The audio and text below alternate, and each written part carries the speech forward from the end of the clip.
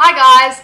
So today I'm going to video my first trimester survival guide and my experiences through my first trimester. So obviously my first trimester isn't going to be exactly the same as yours, but this is just a guide, I guess, for people that are trying to get pregnant or maybe have just fallen pregnant, so what to expect or what may happen and things like that. So I'll start off with my 4 to 6 weeks. When I found out that I was pregnant, I was fine up until 6 weeks, but I was starving all the time. And the thing is that it didn't make me feel sick to not eat, but I just had to eat 24/7. And I didn't want to gain 20 kilos in my first trimester, so I ate muesli for breakfast, and that seemed to last until lunch, whereas if I didn't eat muesli, I would have to eat like every hour. It was just ridiculous. I was so incredibly hungry. With Mary Jane, I was actually waking up in the middle of the night and having to have breakfast cereal so I could go back to sleep, which didn't happen this time, but yeah, I was really hungry while I was awake. So eating things like fruits, vegetables, meats, starchy vegetables, wheat. I was actually clean eating before I fell pregnant, and I wasn't eating bread at all. So bread, funny enough, has been a lifesaver through my pregnancy. That's something that's kept me very, very full, and I thought that I was going to actually have problems digesting it after clean eating, so it was good that that didn't happen. But unfortunately at 6 weeks I got really, really sick. That was the worst. From 6 to 8 weeks was my worst. I was 24/7 sick. It didn't matter what I did. I could eat ginger, I could eat peppermint. It didn't matter, I was sick. So the one thing that worked for me with Mary Jane was up and goes. I would have an up and go every morning with a Maxilon. And the Maxilon for me with Mary Jane just took the edge off it, so I could get out of bed and actually sit on my couch and watch TV, whereas if I didn't take it, I was in bed sleeping all day. Like, I was just that sick. So an up and go helped me get up, get Caitlin to school and do all of that stuff, and then I mean, like, within an hour or two I was sick again, but at least it gave me a couple of hours where I was okay. This time, because up and goes are actually really expensive, I decided to buy protein shake powder. So I was having a protein shake the minute I got out of bed, but for this time Maxilon did not work at all. So I got vitamin B6 and I got doxylamine. So unfortunately doxylamine puts you to sleep.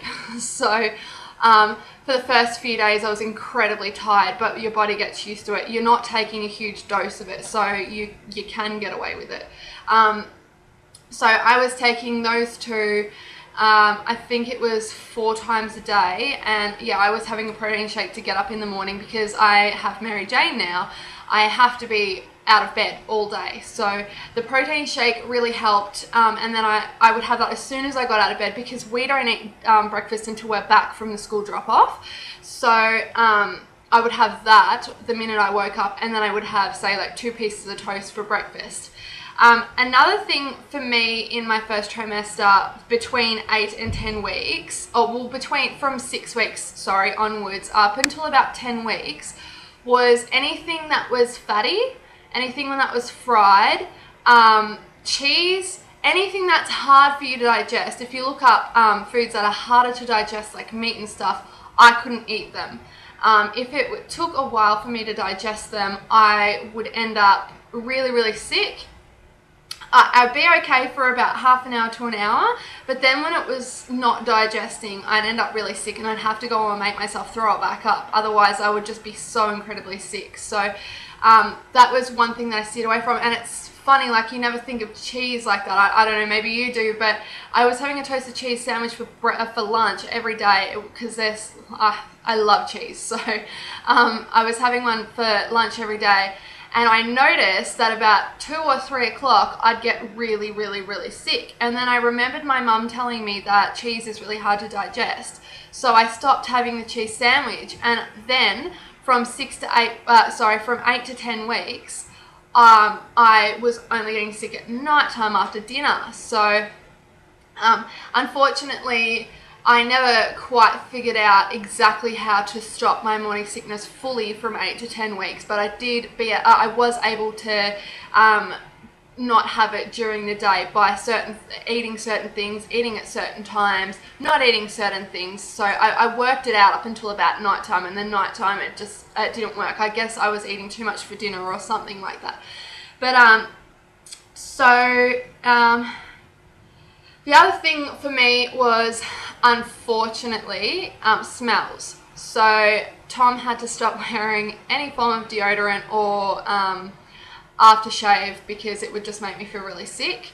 I had to stop wearing all of my perfumes. I could handle my deodorant because it was like a powder smell, so it wasn't like a perfume smell. But obviously, like candles, all that stuff, I was, you know, just before I fell pregnant, and when I first got pregnant, I was obsessed with my friend's candles she's making at the moment. So I love smells, and I love perfumes, and I love all of that, and I couldn't have any of that. I had to take the air fresheners out of my car, everything. But that really helped, because I remember when I was pregnant with Caitlin, my mum is a avid perfume wearer, and I was seeing her a lot when I was pregnant with Caitlin, and she would just wear perfume all the time, and I'd always end up throwing up. Like with Caitlin, it was a different pregnancy. I used to throw up from just smelling things or being in the car too long, whereas the last two, or this one and Mary Jane, I wasn't throwing up. So but yeah, that was something that we got rid of, and that really helped, mainly during the day. So and it made car rides a lot easier, because if I do smell perfume and I'm in the car, even when I'm not pregnant, I will throw up. So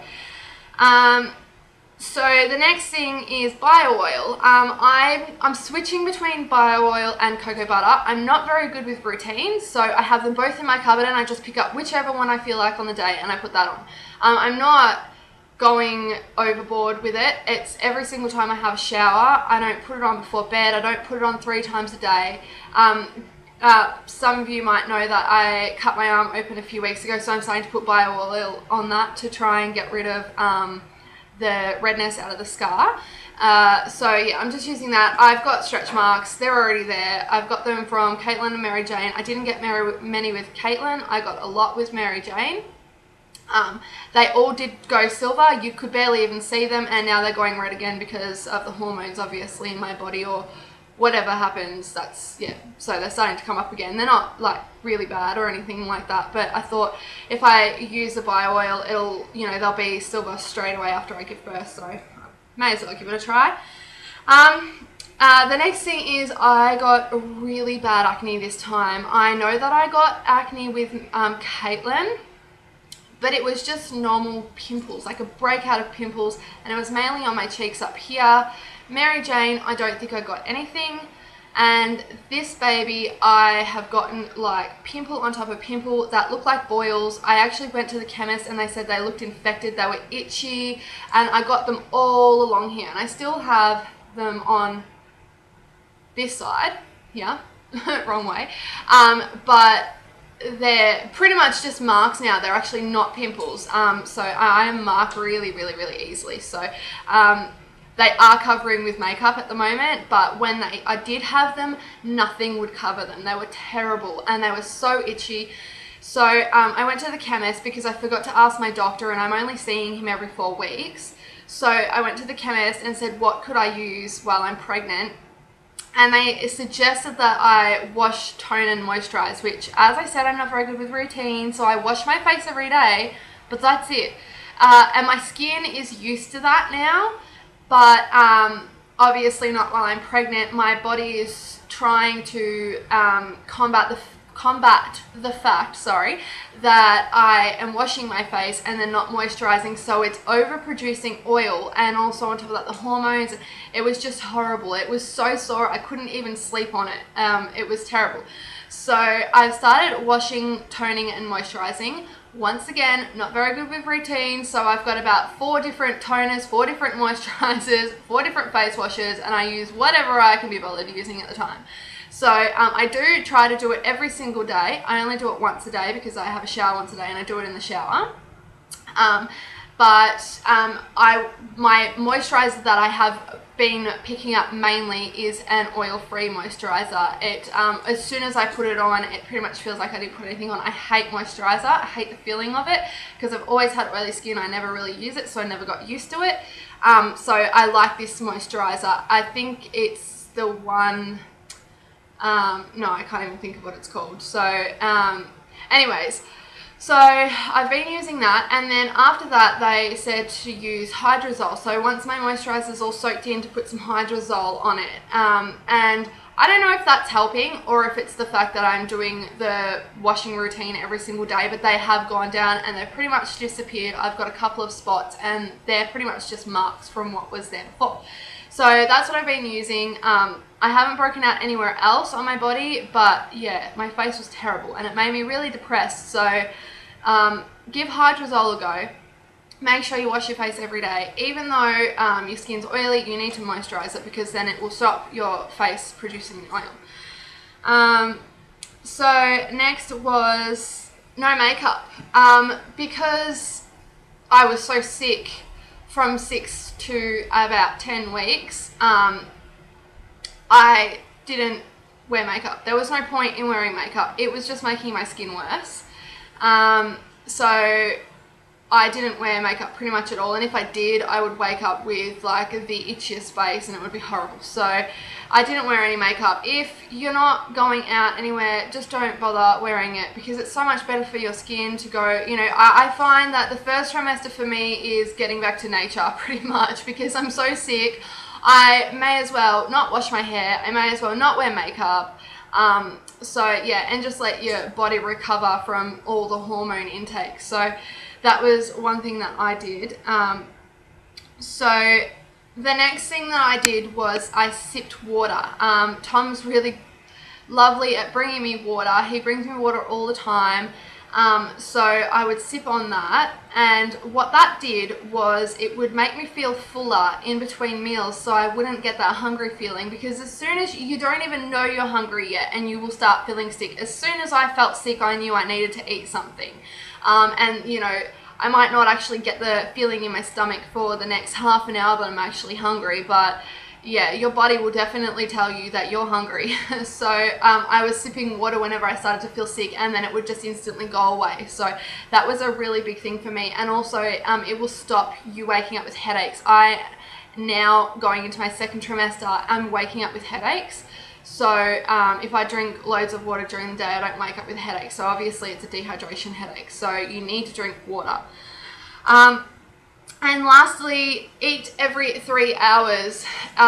It's not exactly the healthiest, well, I don't know, maybe it is the healthiest, but I am like eating things like, I'll eat my breakfast. So my routine is I wake up in the morning. This is now that I've stopped feeling sick, so this is 10 weeks and beyond. I will wake up in the morning, and Mary Jane has started doing this thing where as soon as she wakes up, she wants to eat. I do give her, she does still have a bottle in the morning. She has it at 7:30, but she's been getting up at about 8:30 and wanting to eat straight away. And I think that could be because when I was had really bad morning sickness, I would have to eat then to stop me from feeling sick, because I don't usually eat until 9:30. So I don't know if she just got into that routine or what, but she's always crying for food at around 8:30. So we have one piece of toast each at that time. And then, so I've actually been having crumpets lately, but yeah, so we'll have a piece of toast or crumpets, or, you know, that's about it. We have one piece each. And then at around 9:30, I will have breakfast, and my breakfast will be either muesli, it will be, well, I try not to have bread again, so I haven't really been having toast a second time. What did I have this morning? I can't even remember, pregnancy brain. But yeah, I might have a bowl of cereal. So yeah, I just have, you know, my regular breakfast about an hour later. And then I might have, say, a piece of fruit at about 10:30, 11 o'clock. I'm starting to feel hungry now, and it's, well, it's actually nearly 12 o'clock, so it's nearly lunchtime, so I haven't actually eaten properly today. But so I'll have something just as soon as I start feeling hungry. I'm not that bad at the moment. I don't necessarily have to eat, so that's probably why I've forgotten to eat. But I noticed when I was still morning sick, I would have to eat every couple of hours. And so in between my meals would be a snack, and then I would eat lunch at about 12:30, and that would just be, you know, like a toasted sandwich. I can eat cheese again now. Awesome. So it might be leftovers from the night before, it could be soup, anything. So whatever you would have for lunch. I have to eat still at 3. I have to eat, otherwise I get sick. So I eat between 2:30 and 3. And that will just be, it could be a bowl of yogurt, could be a piece of toast. It's just something snacky, but I have to eat, or I start to get sick by about 4. I get sick before dinner. So I still am getting a little bit sick, but it's nothing major, but I'd rather not feel sick, so I do eat a snack then. Then I eat dinner at 5:30, because we have to eat early for Mary Jane, and then I will probably have a snack around 7 or 8, which will be, once again, like a bowl of yogurt, piece of toast, piece of fruit, could be a biscuit, could be dessert, could be anything. So yeah, I'm eating like probably every 3 hours, but it's not huge meals. I am snacking, so, and I can't eat a massive meal because there's no room. So that's pretty much my whole first trimester of tips and my survival guide to what I needed to do. I don't really have anything else like, you know, eat this certain food or you know, do that certain thing. I didn't try the seasick bands. I didn't do any of that because I felt that nothing worked for my morning sickness. Even after a while, the vitamin B6, I think it's B6, or is it B12? I'm pretty sure it's B6. And the doxylamine, eventually they did stop working as well. I had them for 2 weeks. And when they did slow down working, I decided to just stop taking them because I kind of, I don't really want to be taking anything. So I was only taking them when necessary. When they stopped working and when I started to feel fine during the day, I just decided to stop taking them. So, but if Maxilon is not working for you, which it didn't this time, definitely try them because it was such a lifesaver. I was getting so depressed, feeling sick. So, yeah, it really does take a toll. Don't feel bad that you have to take something. They're completely fine in pregnancy. You'd rather feel better yourself than to have to go through it. Trust me. It's horrible. So anyways, so I hope that helped you guys. And I will do my weekly update on Friday. So I'll see you then, guys. Bye.